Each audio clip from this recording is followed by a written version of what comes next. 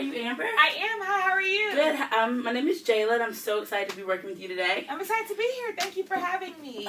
Great. Okay, so just so you know, we have about 10, 15 minutes to talk. Okay. So tell me what's on your mind today. So where do I start? It's a great day. I'll start off with that. But I guess I'm here to discuss, maybe not even discuss, just to get off my chest, the financial issues of not just me, but as a college student in general, and how it's so hard to survive.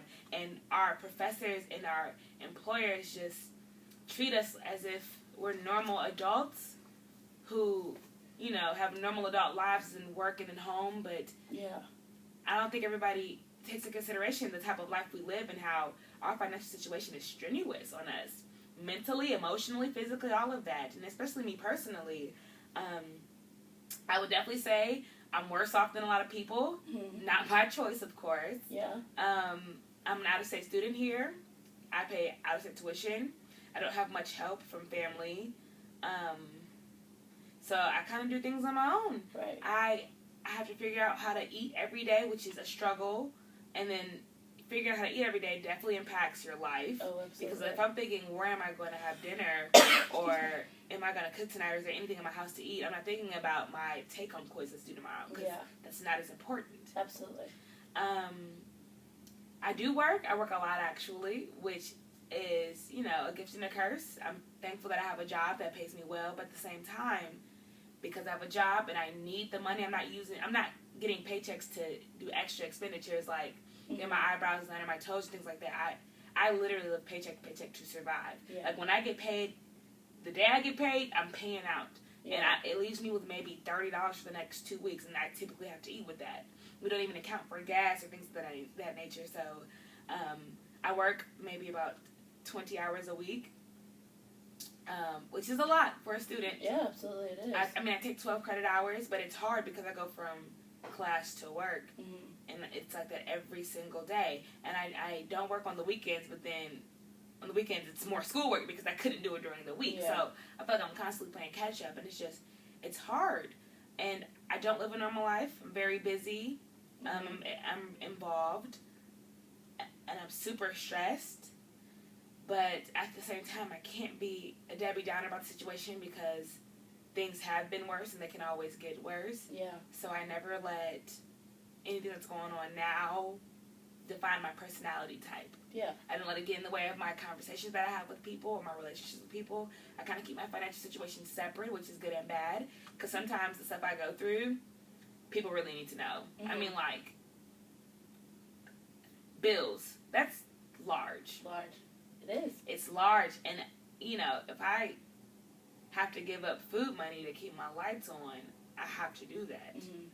You know, and sometimes it's things that friends and family might need to know. Because maybe I feel like I don't show it mentally or physically, but maybe other people do see it. Or maybe see it in a different light. They see that I'm irritated more, just things like that. But it's always something going on. So when I do get into my irritated or angry moods, it's very seldom that happens. But when I do, there's reasons behind it. I never take things too personally. So that, you know, if I get upset with you, if I'm snapping, something's going on. Absolutely. Something's going on for me to do that to you because it's not my personality.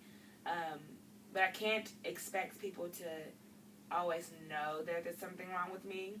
That's something I've been battling with, especially for the past month or maybe so, is that I have a problem asking for help. And I never noticed it because this past month I got hit with so many things, especially in regards to money. I mean, like tickets and court fees and just things of that nature that I was pinned against the wall, like pinned, and I could not move. And that's where I realized, how am I pinned against the wall and not being able to breathe? I cannot sleep at night, but I can't tell anybody. I can't ask for help. So that's when I realized, like, I have a real problem. So it seems like you've done a lot of thinking about these issues, your situation. It seems like you've done a lot of the necessary steps to make the right decision. Yes. But it's still frustrating. Yes. I'm frustrated. I do as much as I can. I'm a grown woman. I'm 21 years old now. I don't expect others to help me, which is a problem. in my mind, I want to be an adult so bad that I forget that I'm essentially, no matter what my age is, I'm a student. Absolutely. I'm a student. A self-dependent student too, so it's like I have to be able to stay sane. It's so hard to stay sane, and that's why I keep myself busy. I have so many gifts that are so many curses at the same time. Because being busy is amazing, because essentially you forget all of the bull that's going on outside of where you are. Absolutely. But, you know, at the same time, I still have to go home. There's still a mirror that I have to face at the end of the day. So you can only run for so long, right? Yeah, so it seems like you're very overwhelmed. That is the word. If there's been any word to describe me, overwhelmed is what it is. It's too much going on all of the time, but I have to keep it that way. I have to. Because if I don't, a downward spiral will happen. Tell me more about that. They're bad. I've had a downward spiral probably twice, which is 2 times too many, especially for me, because I'm an upbeat person, very positive. I look at the bright side. You know, I'm everybody's cheerleader and a motivator. That's what my calling is. You seem to be very optimistic. Mm-hmm. I love the world. I love the world. But that's a great characteristic. When I hit a downward spiral, it's sad to watch, and I can only imagine. And that's why I never want to go through it, because not only is it hurting me, but I feel bad for the people that have to watch me go through the downward spiral, because there's nothing you can do. There's nothing, because at that point, I've been up to here with everything, and I just crack. It's like, metaphorically, I'm a cup, okay? Now, a cup's purpose is just to hold things.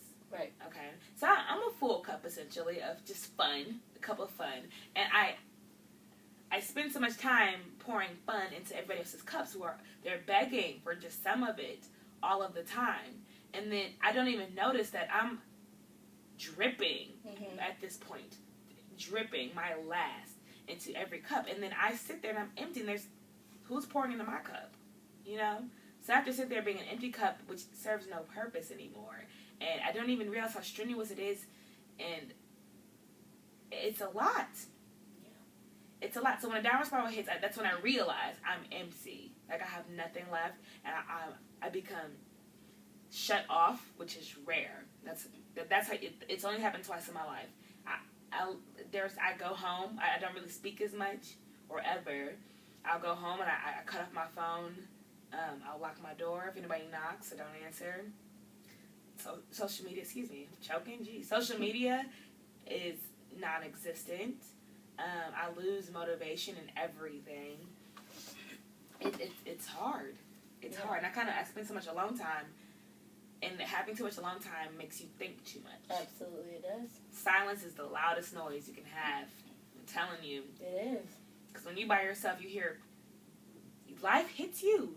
Everything that your brain has been screaming, you can finally hear, and that's horrible. Yeah. Especially going through a spiral. So that's why I try not to crack under pressure. But at this point, I've had an interesting life, to say the least. We only have 15 minutes. There's no time in the world to start from the jump of what I've seen and had to go through. So I thank God for that, though, because I'm rock solid now, and things don't get to me because I've been through so much, and I'm unwavering at this point, and I can only use everything I've learned as teaching moments to just help people who are going through the same. That's why I love service and children especially, because they need people like us, and kids go through some crazy stuff. They do. More than we could ever imagine, and they need somebody like us to tell them it's okay. You can keep going. This is not the end. You know, you don't have to be like this. You don't have to be like that. Don't listen to this person. Don't listen to the media. They need people like us. And so I'm glad I get to go through things so other people don't have to go through them. Yeah. Or learn how to cope with them. Don't have to go through them alone, so to speak. Like sometimes I had to do. So, great. It's my fault. You know. So we have about 5 minutes left. Oh my gosh. I know. Time flew by really fast. It did. But is there anything you want to add briefly to your situation that you'd like me to know before we wrap up? No, just that people like me probably get on this bed all the time and complain about life. And at the end of the day, for every human being, they just need an ear. Somebody, Absolutely. Everybody just wants to be heard. That's all.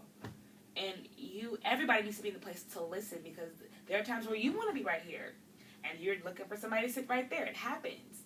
And you have to be willing to take the back seat and speak, and then also willing to just listen and without even responding. People just have it. You never know what's going on with someone. You never know. Right. People can take off the mask and be a whole new being. So this is always good to do. Just have someone sit on this nice purple couch and just talk. Yeah.